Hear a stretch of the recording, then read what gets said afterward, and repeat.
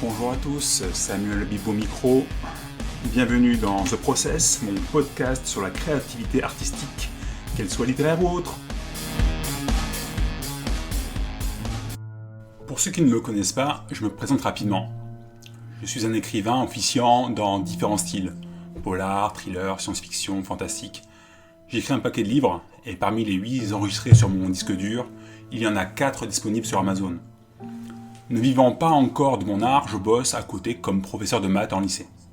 Le podcast dont vous écoutez actuellement le premier épisode est une exploration de ce qui se passe dans la tête de certains artistes alors qu'ils sont en pleine création. On commence par ce que je connais le mieux, mon processus personnel. Par la suite, je compte partager mon micro avec des musiciens et des plasticiens et on aura l'occasion de voir la créativité abordée sous des angles différents. On a actuellement 4 semaines de confinement derrière nous et on en a encore au moins 4 autres devant. Pas mal d'artistes se retrouvent bloqués chez eux et chacun a géré la situation comme il le pouvait. Devin Townsend, un musicien canadien que je suis depuis plus de 20 ans, s'est lancé dans une série de podcasts où il explore sa vie, son évolution personnelle et artistique, en centrant chacun des épisodes sur un album et en les prenant un à peu près chronologiquement. J'ai écouté 4 de ces podcasts et j'ai trouvé ça autant touchant qu'intéressant de le voir décrire avec beaucoup de candeur comment était sa vie au moment de l'écriture et de l'enregistrement. Comment tout cela a influencé le processus, le produit final, et aussi comment chaque album l'a affecté lui et les siens, les erreurs commises, ses joies, ses regrets. Chose amusante, même s'il lui arrive de citer et de commenter les paroles de certaines de ses chansons, il ne se perd pas dans un descriptif de l'album lui-même, tant et si bien qu'une personne n'ayant jamais entendu parler de lui, ou une personne n'appréciant pas spécialement sa musique, mais ne se sentira pas perdu et pourra trouver dans les épisodes de quoi enrichir sa pratique artistique et aura en bonus une belle tranche d'une vie aussi riche qu'intéressante. Je conseille à tout le monde d'y jeter une oreille, ou en tout cas à tous les anglophones, car même s'ils s'expriment sans accent ni mots compliqués, ça reste de l'anglais. Mon but pour The Process, c'est de faire la même chose, mais en français, et de parler de création littéraire plutôt que musicale, en tout cas pour ces premiers épisodes. Que vous ayez lu ou pas Démiurge, ça n'a pas vraiment d'importance. Quand je ferai des références précises, je les expliquerai pour qu'elles soient compréhensibles pour tous. Le podcast abordera la naissance des idées et leur incarnation sur papier. Il parlera des aléas de la vie artistique. Et tout ça avec ma perspective bien personnelle, matinée de psychologie et d'un chouïa de spiritualité. Juste pour planter le contexte, un bref retour sur Démiurge. C'est un techno-thriller qui se passe en France, plus particulièrement à Nîmes, ma ville natale, dans un futur proche. Un parti fasciste a pris les rênes du pouvoir et a confiné les musulmans dans des ghettos verrouillés alors que le reste du pays poursuit tranquillement sa petite vie.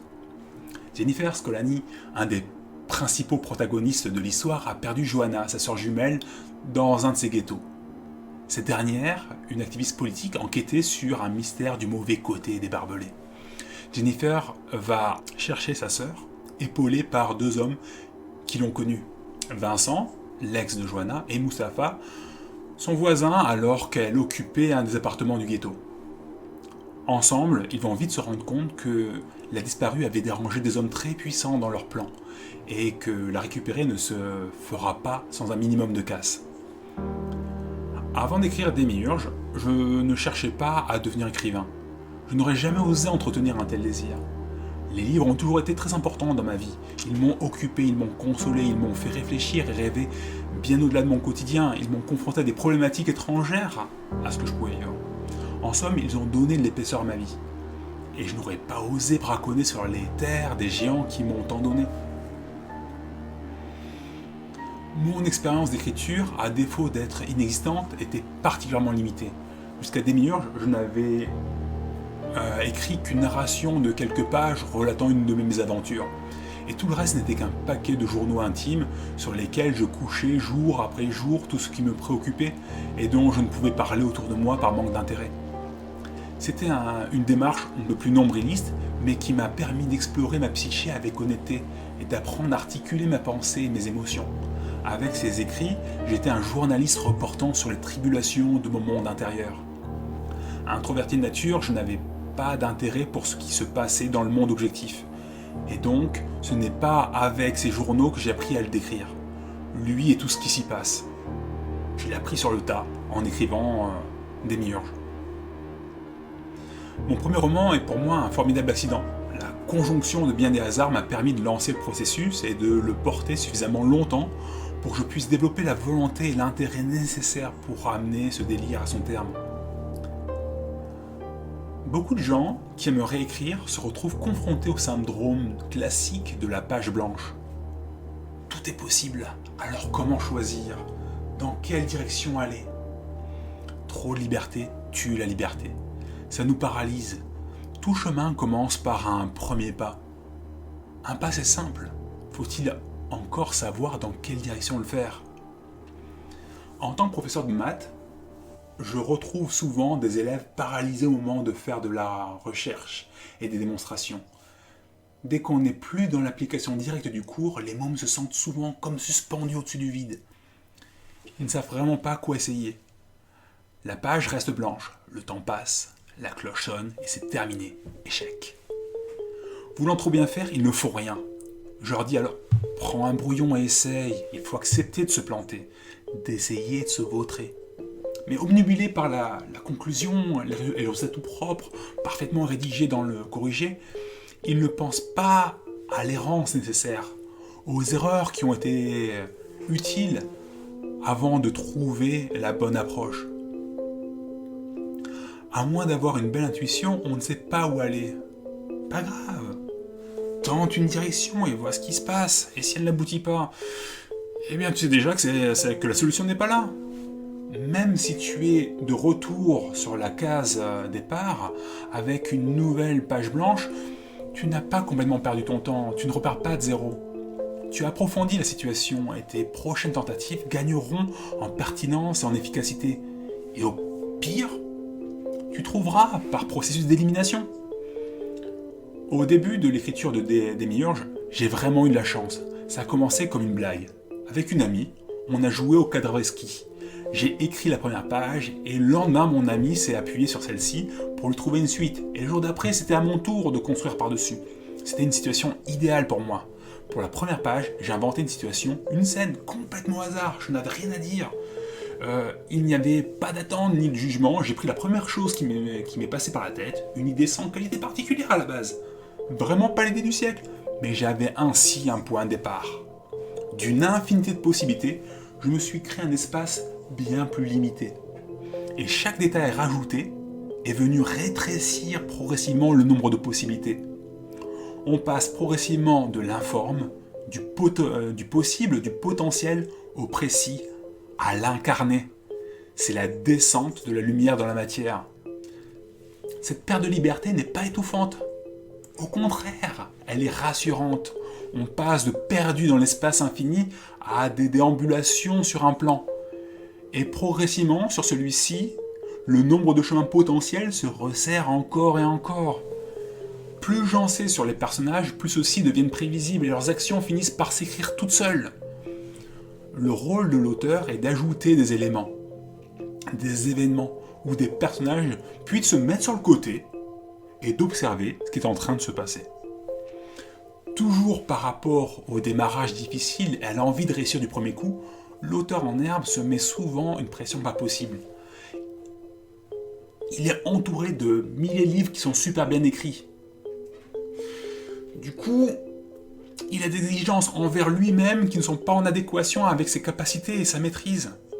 En voulant trop bien faire, on pose sur son travail un regard très critique, un regard paralysant. Psychologue et auteur à succès, Édouard de Bono a dédié sa recherche et son écriture aux problèmes de créativité.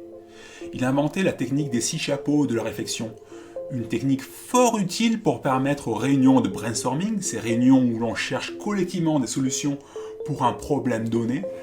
Il a observé que généralement, une personne dans le groupe proposait une tentative de solution et que, devant ce nouveau point de repère, les autres agissaient souvent en cherchant des poux à ce qui venait d'être proposé et que rapidement les réunions ressemblaient à du baltrap. Pour remédier à ça, il propose d'alterner durant la réunion différentes phases associées à des états d'esprit particuliers. Au début, tout le monde se couvre de son chapeau vert, celui dédié à la créativité. Et donc, on a le droit d'inventer que des solutions. Quand on rebondit sur ce que vient de dire son camarade ou son collègue, c'est avec un « et non un « mais ». Le but, c'est de sortir toutes les idées, peu importe leur degré de validité ou de faisabilité. Pas de se voir critiquer dès que l'on ose faire une proposition.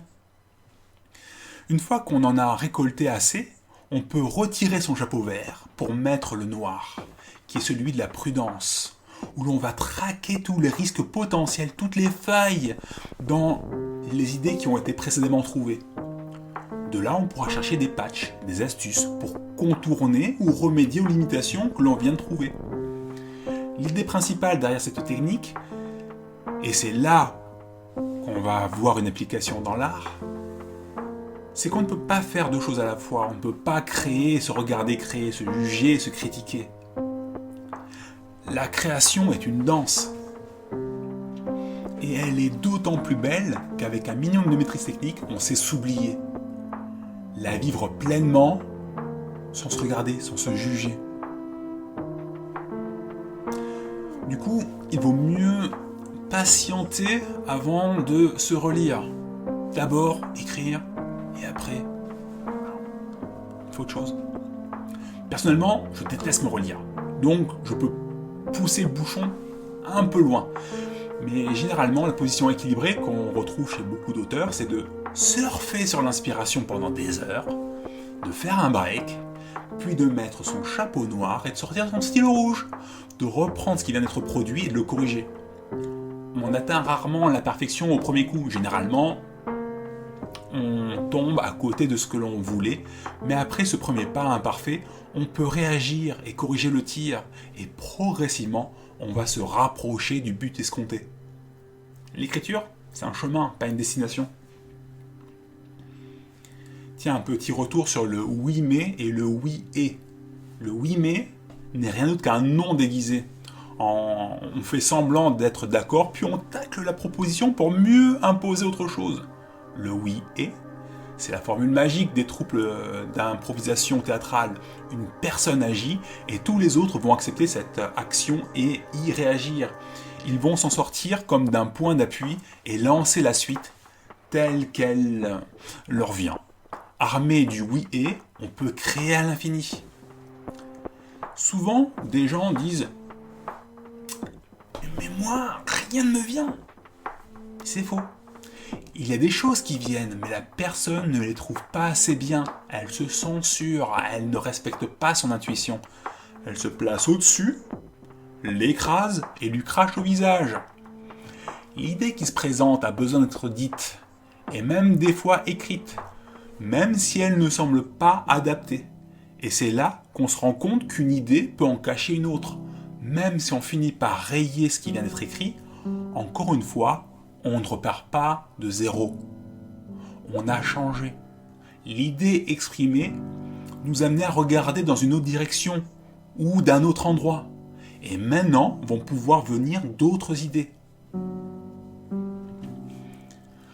Apprenti écrivain, respectez votre intuition, chérissez-la et dites-vous que la créativité est une source infinie. En amont, ça n'arrête jamais de couler. Si des fois il n'y a rien en bas, c'est que quelque part, entre les deux, on fait obstruction. Quelque chose en nous s'oppose. En ce qui me concerne, cette histoire d'idées, ça commence avant nous. Il y a une source commune, vague et indifférenciée, quelque part au-dessus de notre tête, qui se retrouve filtrée par ce que l'on est, notre personnalité, nos démons. Ça n'a rien de volontaire, ça se fait au niveau de l'inconscient. Puis l'idée émerge dans la conscience et elle est acceptée ou invalidée par notre ego, notre façade. Elle se retrouve délimitée, concrète. Et enfin, elle termine sur le papier par le truchement de notre maîtrise technique et de nos capacités à écrire.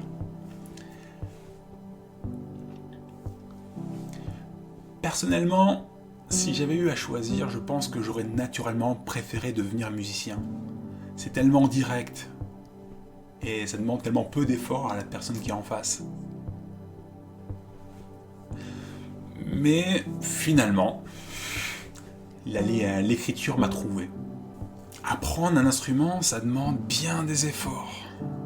Alors qu'écrire, ça en demande aussi, mais les premiers pas, tout le monde les a déjà faits.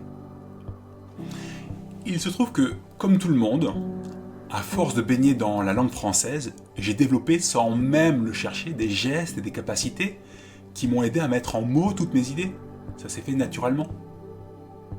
Toute personne qui sait parler sait agencer un minimum ses idées. À ça se rajoute la capacité à inventer des histoires, qui est un fondement de notre humanité. Pour moi, tout notre vécu s'organise en histoire. On passe notre temps à se raconter des histoires sur nous, sur notre vie et sur les gens. On passe notre temps à collecter, à organiser, relier les points, et on fait de ce que l'on vit, de tout ce qui nous arrive, une histoire. On se vit comme étant un personnage clairement dessiné de celle-ci.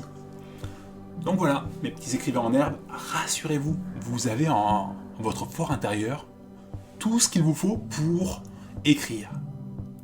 Vous avez des degrés de maîtrise assez différents sur bien des points littéraires, mais au final, c'est de la forme, de la mise en page.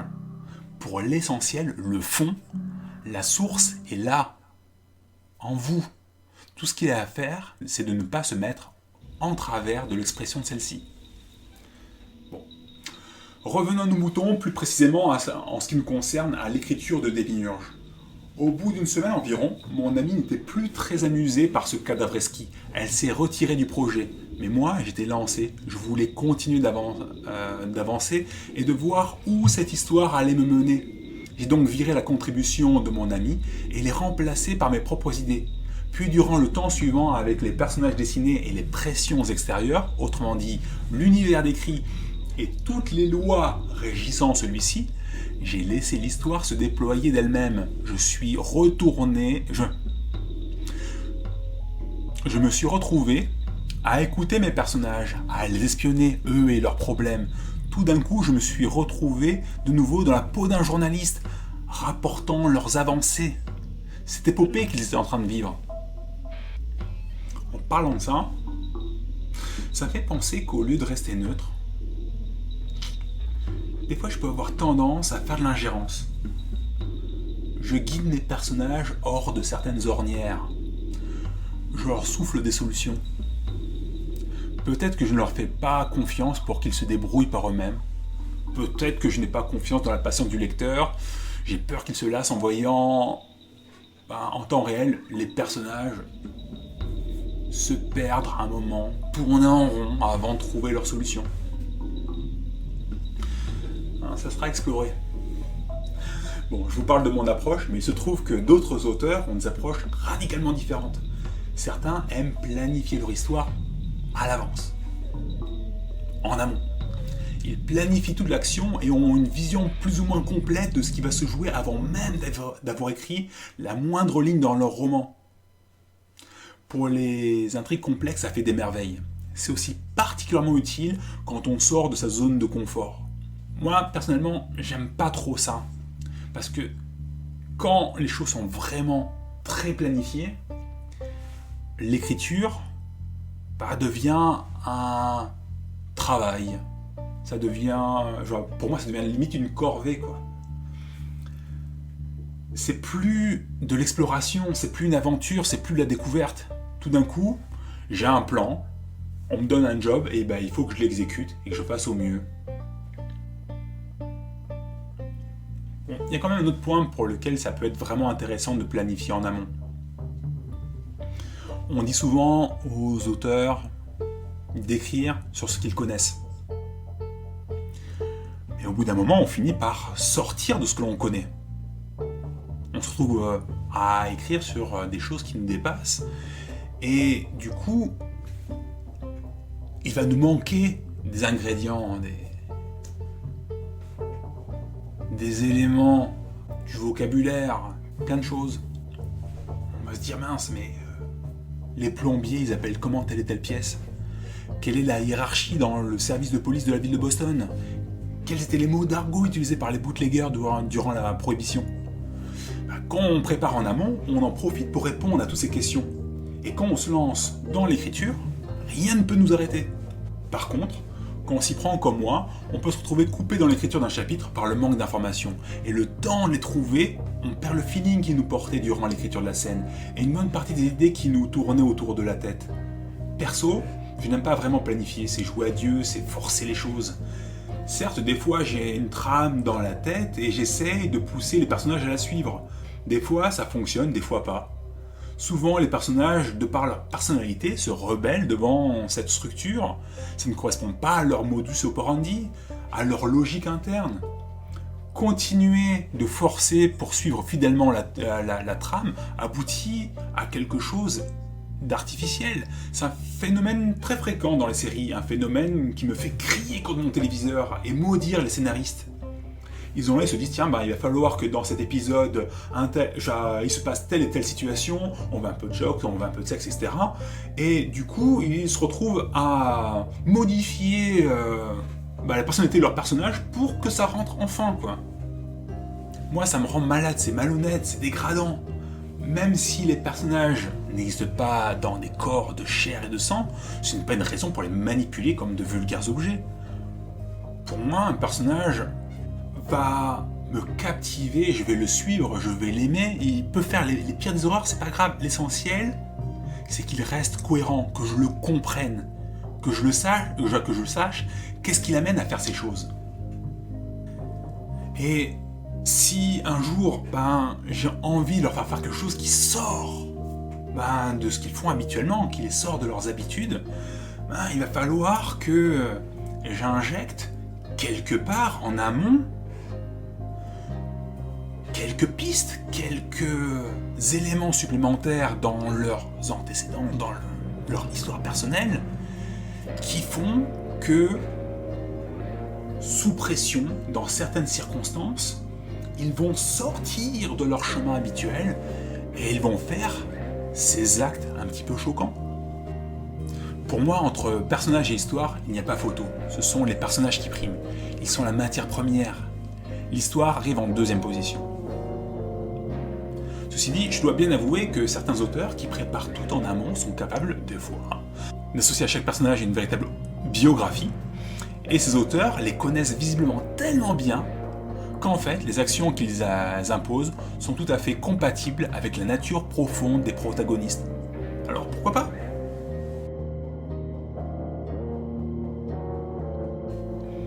En termes de planning, pour faire mon premier jet, j'ai écrit 1 heure par jour pendant 6 mois. La régularité et l'autodiscipline sont des éléments clés pour arriver à boucler un projet littéraire. C'est bien plus utile que la motivation. La motivation, c'est une émotion qui est très fragile et elle peut se retrouver balayée très rapidement. Rester motivé pendant 6 mois, 1 an, j'y crois pas trop. La clé, c'est d'utiliser la motivation qu'on a au départ pour créer une structure, pour se créer un planning et le respecter suffisamment longtemps pour l'intégrer. Et que si un jour la motivation s'essoufflait, l'habitude est suffisamment ancrée pour prendre le relais. Pendant les 2 premiers tiers du volume, j'ai foncé, j'écrivais beaucoup et je me relisais mais à peine. Par la suite, pour les volumes suivants, le phénomène s'est aggravé et dernièrement il m'est arrivé d'écrire jusqu'à 200 pages sans jamais jeter un coup d'œil en arrière. Je parlerai de ce souci en détail dans un autre épisode du podcast.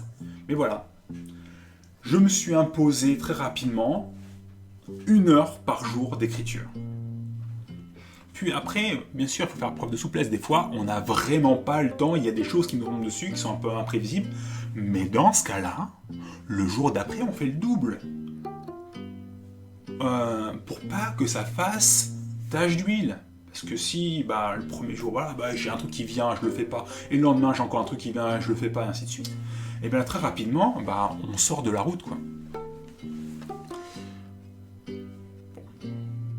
2 tiers de livres sans se retourner. Puis, j'ai rencontré des difficultés. J'ai mis des situations dans le chemin de personnages, et ces situations ne pouvaient sortir de nulle part. Les nouveaux personnages qui étaient derrière elles avaient besoin d'exister. Les décrire juste avant d'introduire la scène, c'était jouable que s'ils n'avaient pas de gros antécédents, si leur intervention mineure pouvait s'expliquer à partir d'une psychologie peu développée. Par contre, pour les grosses scènes, celles qui étaient pleines de conséquences, d'actions et d'émotions, pour maximiser l'impact, il fallait que ces personnages ne soient justement pas vraiment nouveaux pour le lecteur. Ils doivent exister dans leur tête depuis longtemps, qu'ils aient eu le temps de créer une connexion personnelle avec eux. Autre point qui va dans cette direction, il se trouve que si jamais vous interrompez votre récit pour raconter tous ces éléments nécessaires à la compréhension de ce qui va se produire par la suite, ça coupe l'action. Ça va flinguer votre rythme, et ça ne sera pas nécessairement très agréable pour le lecteur.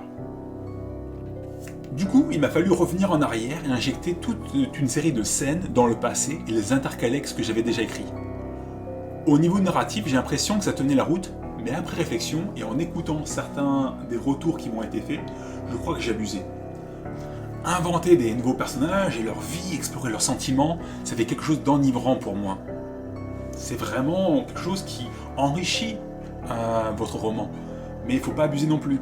Moi j'en ai créé à l'appel, et souvent sans raison autre que celle de me faire plaisir.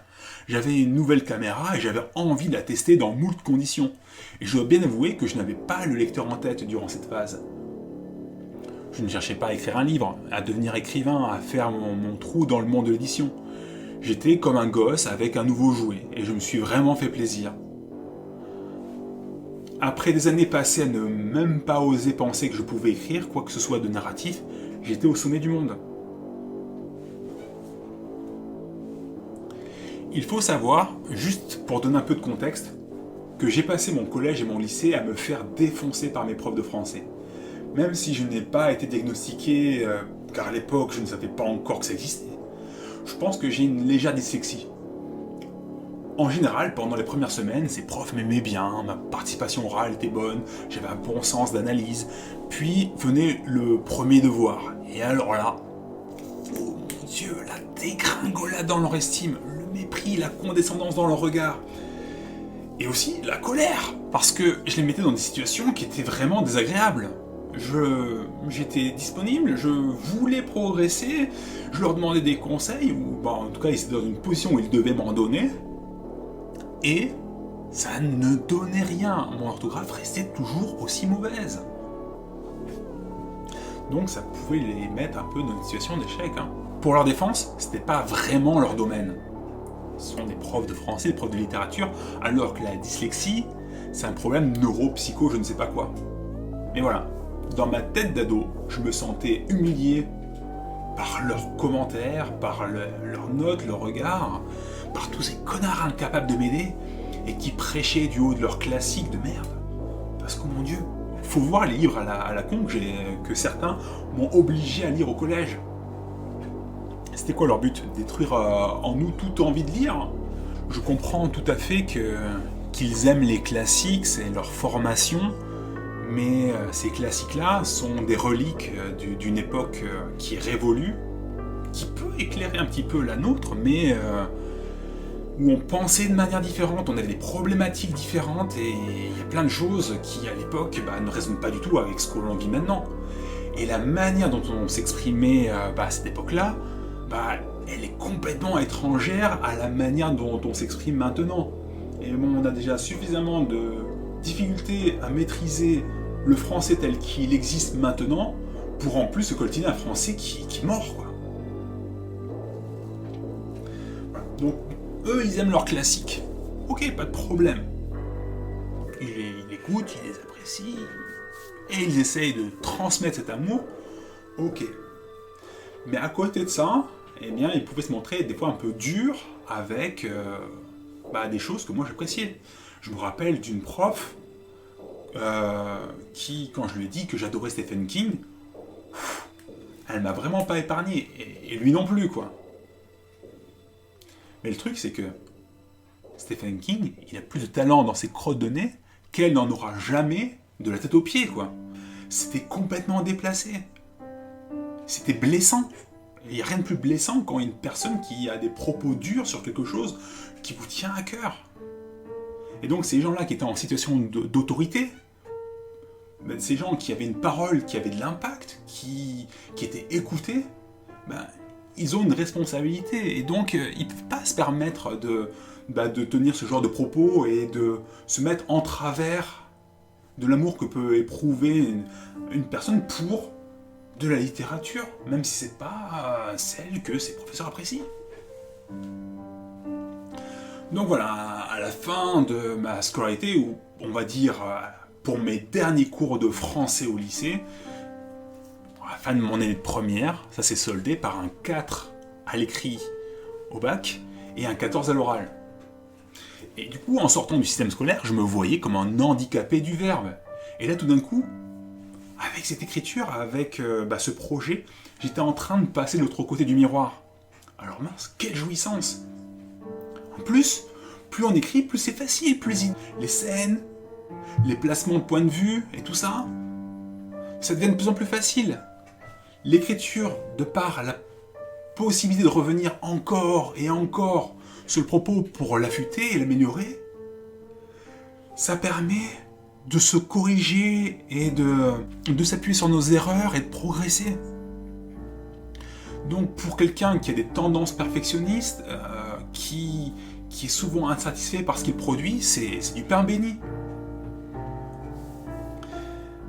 Et par contraste, je vois que maintenant que j'ai cette aisance dans l'écriture, m'exprimer à l'oral, ça ne me plaît pas vraiment. Car l'écrit, quand je passe le temps qu'il faut dessus, il est parlant, il est chantant, il est précis. Alors que l'oral, pour moi, c'est tellement laborieux. Tout ce que je dis, ça se retrouve mêlé à des tics de langage, et donc je veux dire, et plein de choses qui se mettent en travers du plaisir qu'on pourrait avoir à m'écouter. Là, pour vous donner une petite idée, quoi. Le podcast que vous êtes en train d'écouter, il a été écrit.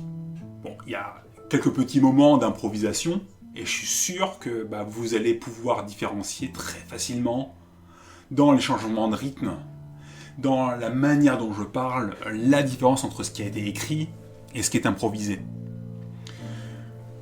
C'est la 3e fois que je m'enregistre. Les 2 premières, c'était de la pure improvisation.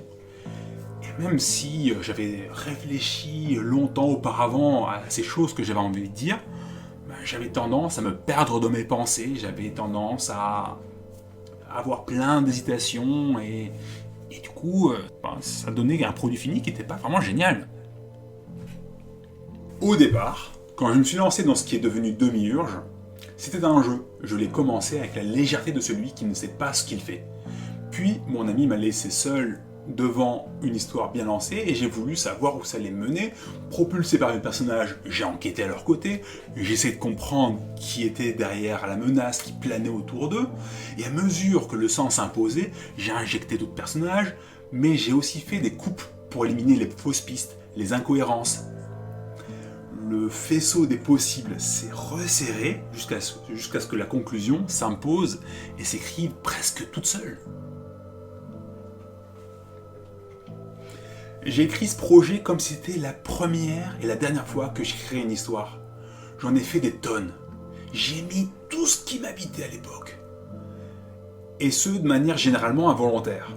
Si j'avais une prise de tête avec un ami, un jour, le lendemain, des éléments de la situation trouvaient le moyen de s'incruster dans l'histoire que je racontais. Je voyais un truc à la télé, ça me donnait une idée, qui avait sans doute des fois aucun rapport avec le livre, à un moment ou à un autre, elle trouvait le moyen de s'incruster dans le propos. Des fois, c'était donc des idées pures qui s'injectaient, des fois, c'était juste des colorations émotionnelles. Un jour de déprime,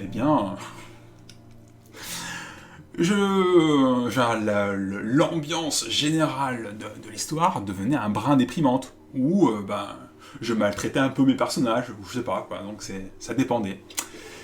Tous les jours, pendant mon heure passée à marteler le clavier de mon ordinateur, je me suis donné à fond et surtout complètement. C'était pas juste mes prises de tête journalières qui sont infiltrées, mais aussi toutes mes obsessions, mes peurs, mes questionnements, des trucs qui sont au fond de ma personnalité. Beaucoup de mes personnages qui sont construits autour d'un aspect bien délimité de ce que je suis m'ont permis d'explorer les directions que je me refusais d'emprunter dans ma vie, la vraie. D'une certaine manière, Demiurge est une sorte de laboratoire dans lequel je me suis amusé à remixer ma vie. Bien sûr, celle-ci n'a aucun rapport avec l'histoire délirante qui est racontée. Mais les personnages, quand ils ne sont pas en train de jouer de grandes scènes d'action, ils interagissent les uns avec les autres à un niveau humain, en suivant des dynamiques classiques. Et c'est là que ce que j'étais et ce que je ressentais a pu s'incarner. Dans un podcast à venir, je détaillerai un peu plus l'aspect art-thérapie, la création artistique comme source d'actualisation, comme outil de développement personnel et spirituel. Vaste sujet qui pourrait phagocyter ce premier épisode si je commençais à en parler maintenant. Donc voilà, j'ai tout mis dans mon livre, j'ai vidé mon système. Et ça donne un bouquin qui est complètement azimuté, extrêmement riche au niveau créatif, conceptuel, mais qui n'a pas vraiment de colonne vertébrale autre que celle de l'intrigue. Et du coup, s'il peut être sympa à lire, pour peu que l'on soit dans un bon état d'esprit, ce n'est pas de la littérature avec un grand L. Honnêtement, il y a plein de livres qui ne sont pas de la littérature avec un grand L qui sont vraiment super sympas à lire. Donc c'est pas nécessairement un gros problème. En plus, c'était pas du tout mon objectif quand j'ai commencé à écrire. De toute façon, j'avais même pas d'objectif durant la phase d'écriture. Mais ce constat, le fait que je n'ai pas produit une œuvre littéraire, ça m'a tracassé. Et ça n'a pas été sans conséquence sur le roman suivant. Et du coup, je reviendrai sur cette question lors du prochain épisode.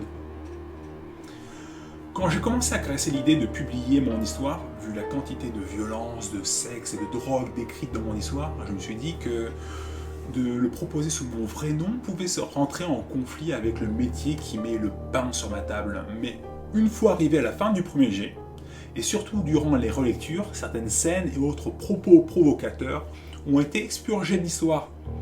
Ce n'était pas vraiment de l'autocensure, c'était que certes, je m'étais bien amusé en écrivant ces passages chocs, mais ils n'apportaient pas grand-chose à l'intrigue. En fait, c'était même le contraire.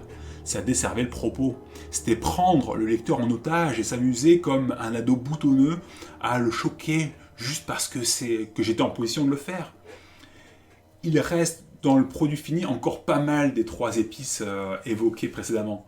Mais c'est plus cadré et ça ne ressemble plus à l'incitation à se comporter comme des petits sociopathes. Pendant des années, j'ai pensé que j'aurais mieux fait de proposer Demiurge sous mon vrai nom, car ça s'est mis en travers de la promotion de mes ouvrages. Mais maintenant que je suis en train de publier ma grosse saga fantastique, et même durant l'écriture de celle-ci, j'étais content d'avoir sous le nom de Samuel Le Bibou l'espace mental nécessaire pour pousser mes idées aussi loin que je voulais. Il se passe dans ces livres des choses dégoûtantes. Il y a une violence physique, verbale, sexuelle, spirituelle qui n'a rien d'une provocation adolescente et qui amène le roman sur les terres de l'horreur.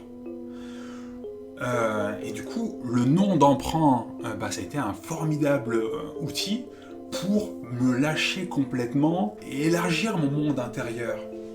En plus, le truc, c'est que quand on écrit sous un autre nom, on peut s'imaginer être une autre personne et ça décale notre point de vue. Et tout d'un coup, on voit le monde selon un angle différent et c'est super enrichissant.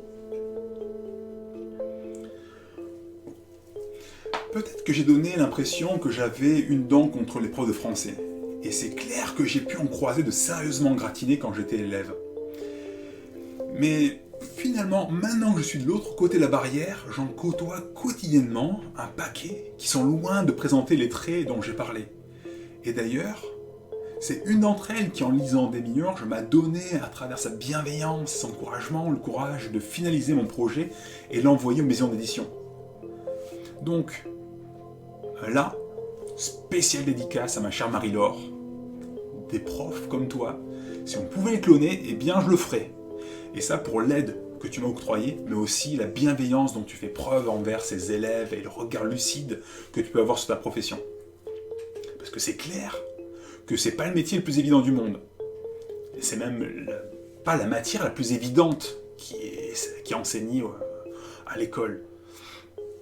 Surtout quand on doit le faire avec les deux mains ligotées dans le dos par les hommes au pouvoir. En dehors d'elle, il y en a plein d'autres qui sont vraiment super chouettes dans mon établissement. Donc voilà, mon ressentiment est plus ciblé que le gros tir au tromblon du « pendant tous les profs de français ». Pour revenir à mon amie Marie-Laure, c'est sur son impulsion que mon projet est devenu un livre, et c'est à ses côtés que je suis passé d'écrivain à écrivain. Armé de la confiance qu'elle m'a insufflée, j'ai osé envoyer mon livre à différentes maisons d'édition. Et durant les 6 mois et plus passés à attendre mes lettres d'acceptation ou de rejet, en fait surtout de rejet, quoi. En fait, honnêtement, uniquement de rejet, au lieu de me tourner les pouces, j'ai fait ce que font les auteurs. Je me suis lancé dans un nouveau projet qui est devenu le sel de la Terre et qui sera exploré lors du prochain épisode. Ça sera l'occasion pour moi de parler de la fragilité de l'identité de l'artiste, du monde de l'édition et plus particulièrement de l'auto-édition et de bien d'autres sujets. En attendant de pouvoir vous retrouver pour l'épisode 2, voici un petit cadeau d'au revoir. Pour ceux qui en ont envie, qui sont un petit peu curieux, en utilisant le lien proposé dans le descriptif du podcast, vous pouvez télécharger Démiurge en version numérique. Le fichier MOBI, c'est pour les Kindle, et le fichier EPUB, c'est pour les autres liseuses. Sur ce, je vous souhaite une bonne fin de journée, et surtout, une bonne fin de quarantaine. Prenez bien soin de vous et des vôtres. Bye.